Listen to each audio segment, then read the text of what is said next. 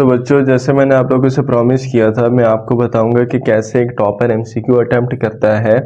मैं all subjects को discuss करूंगा, आज की वीडियो में एक सब्जेक्ट को ही डिस्कस करेंगे, वो है इंग्लिश। ओके। और दूसरी बात याद रखें, ये वही एमसीक्यू बुक है जिसके थ्रू मैंने 186 मार्क्स लिए और एग्रीगेट 94.4% एग्रीगेट लिया था।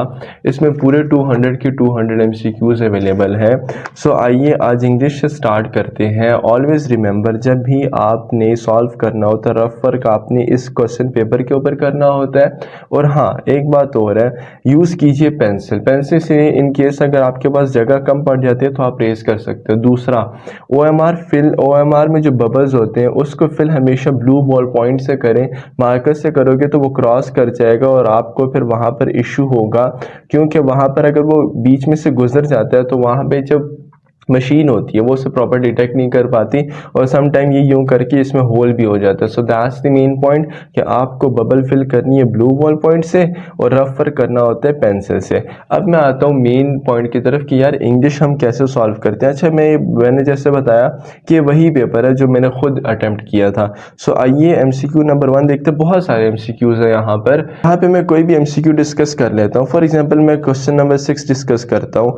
जैसे वो कहता है, I don't think I dash be able to go. To be honest, मैंने यहाँ पे सिंपली कॉमन सेंस यूज किया, कोई रूल नहीं अप्लाई किया। मुझे बताएं, I don't think I shall be able to go, ये मेरे माइंड में आ रहा है, क्या ये ऑप्शन है? देखते हैं और बाकी ऑप्शन को प्लेस करके देखते हैं। I don't think I can be able, यहाँ पे तो सेंस ही नहीं बन रही। I don't think I should be able, no confirmation तो आ ही नहीं सकती। I don't think I shall be able to go option आ रहा है। तो टू बी ऑनेस्ट ये मैंने एक कॉमन सेंस यूज की थी। यहाँ पर मैं एक और एमसीक्यू यूज कर लेता हूँ। देखिए यहाँ पर है 7, कहते हैं ethics dash important for a peaceful and loving society. आपको अगर पता हो कि एथिक्स सिंगुलर है प्लुरल, आप इजीली कर लोगे, बहुत इजी है। आपने बस कमेंट सेक्शन में मुझे इसका आंसर बताना है, ठीक है? बहुत इजी है, इसमें मैं टाइम नहीं वेस्ट करूंगा। मैं 8 पे आता हूँ। 8 में कहते हैं engineers dash working on a project for the last 3 days. यहाँ पे अगर आपको याद हो कि एक होता है फॉर और एक होता है सिंस, ये जब आ जाए तो हमने यूज करना होता है has been and have been. Okay.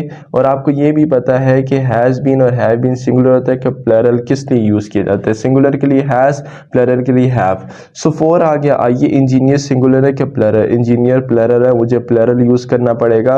क्या आर आएगा? आर तो आ नहीं सकता, एलिमिनेट हो गया। हैज क्या सिंगुलर, क्या प्लुरल? सिंगुलर है, सो ये नहीं आ सकता। इंजीनियर्स प्लुरल है, प्लुरल के लिए प्लुरल यूज करने के लिए हम हैव बीन लगाएंगे।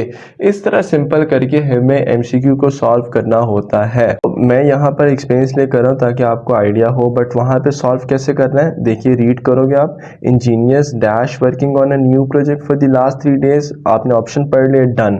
एक दफ़ा पढ़ने के बाद अब आपने मार्क करने अपने वर्ड। सबसे पहले आपने 4 का वर्ड मार्क कर लिया, फिर इंजीनियर्स को देख लिया कि प्लुरल है। 4 का जैसे मार्क किया तो जहन में रूल आना चाहिए, आ गया। इस ऑप्शन को यहाँ ढूंढो, एमसीक्यू डन। आई होप ये एमसीक्यू सिर्फ और सिर्फ मुझसे ना, ये मैंने टोटल 15 सेकेंड्स या इससे भी कम में किया था। बात ये नहीं है कि टाइम ज़्यादा सेव करना, टाइम सेव करो लेकिन इतना नहीं कि एमसीक्यू गलत कर दो।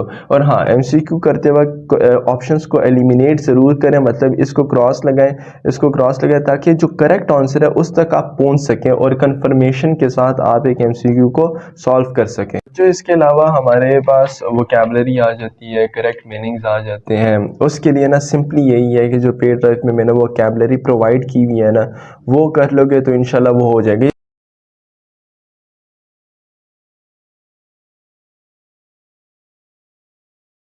ये सारा जो है ना, ये वही वोकैबुलरी आई हुई है जो मैंने आप लोगों से शेयर की हुई है। ओके। और हाँ, यहाँ पे ये जो मीनिंग्स वगैरह होती है ना, जैसे मैंने आपको बताया, ये वोकैबुलरी से आते हैं। स्पेलिंग मिस्टेक वोकैबुलरी से आती है। और हाँ, स्पेलिंग मिस्टेक के लिए डेली लाइफ रीडिंग है ना, वो बहुत ज़्यादा इंपॉर्टेंट है। बस एक मिस्टेक यहाँ पे मैंने कर दी थी कि थोड़ा सा मैं ओवर हो गया था, वो ये था कि एफिशिएंसी में डबल एफ आता है, बट मैंने सोचा कि डेफिशिएंसी में भी डबल एफ आता होगा, सो ये एमसीक्यू मेरा गलत हो गया था। इस तरह के एमसीक्यूज मिस्टेक आपको नहीं करनी। नेक्स्ट सब्जेक्ट में, नेक्स्ट वीडियो में इंशाल्लाह मैं एक और सब्जेक्ट को डिस्कस करूँगा। So that would be topper strategy. See you in that video. Allah Hafiz.